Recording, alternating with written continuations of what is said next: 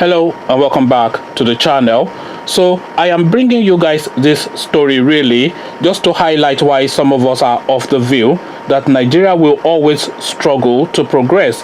So this story really is just one reason that highlights, is just one of the reasons, but a key reason that highlights why Nigeria will never really progress. Because if you look at some of the figures in this story, and if you look at what those figures mean, and if you look at how they have impacted on the Nigerian state and how they should have impacted on the Nigerian state, then you would see why some of us are of the view that Nigeria will always struggle to progress. So, EFCC, 1.3 trillion stolen in 4 years. The Economic and Financial Crimes Commission, EFCC, yesterday disclosed that 1.3 trillion was stolen from the government coffers in the last 4 years by 32 corporate entities and individuals. A statement issued yesterday in Abuja by the anti-graft agency quoted the chairman of the commission, Ibrahim Magu, as saying that the financial infractions took place between 2011 and 2015. So those are Jonathan years. Magu said if applied for developmental purposes, the looted funds would have constructed 500 kilometers of roads, built 200 schools, and educated 4,000 children.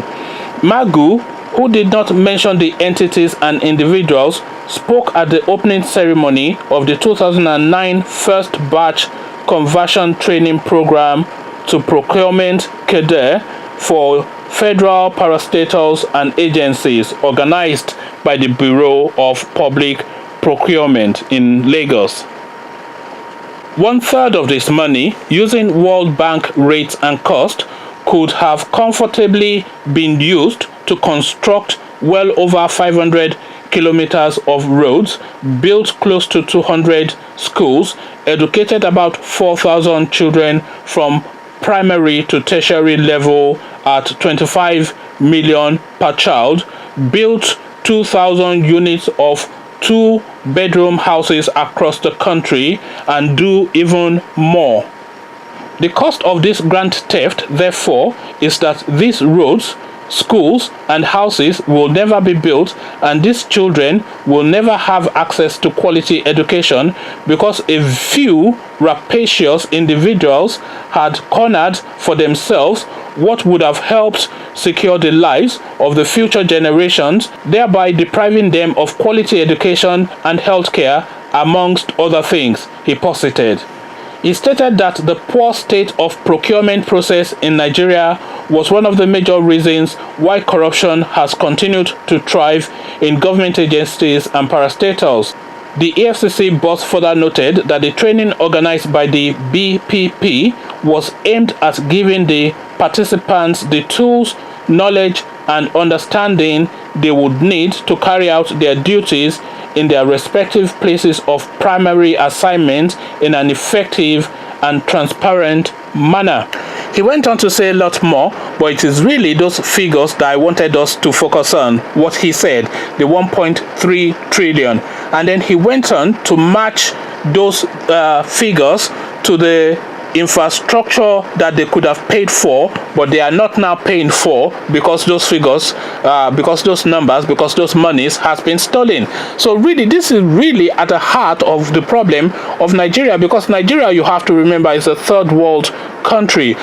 So for every monies that these people are stealing, the impact is immediate and is felt directly. So like this guy rightly said, these monies now that was stolen would have been used and could have been used to build hospitals, and that hospital that is not being built, those hospitals that are not being built, is now meaning that the people are not able to access health services, and the people not being able to access health services is now leading to deaths and illnesses and poor quality of life, etc. So the impact of all this looting that is taking place in Nigeria is directly felt because Nigeria has a lot of deficits in terms of infrastructure.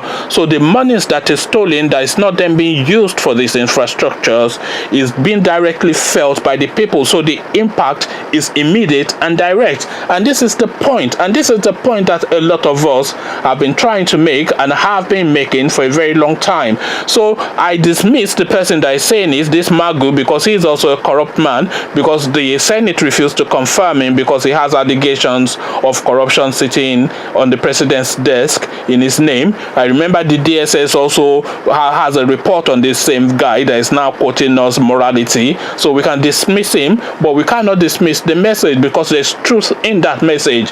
Because the payoff for the money being stolen is the infrastructure that is not being built, and the infrastructure that is not being built is a direct pain and impact on the people. It impacts the people directly. The bad road from Lagos to Ibadan is leading to death, and the deaths that are occurring on that road, Lagos to Ibadan, as a direct result of that bad road. So you can see how the infrastructural deficit impacts on the people. So I just wanted to bring this up because it struck a note with me, and I'm sure it will strike a chord with you. And really, this is at the nub of the heart of the problem that afflicts our country. So what say you? Infrastructures and looting, that is the conversation of this video. Let's have that conversation in the comment section. But before we go have that conversation in the comment section, click on the red subscribe button so it goes gray. Click on the bell as well so you are notified as soon as I drop a new video. Once you've done both, come join me in the comment section so we can discuss what Magu said. So I'll leave you here, meet you in the comment section, and I'll say peace.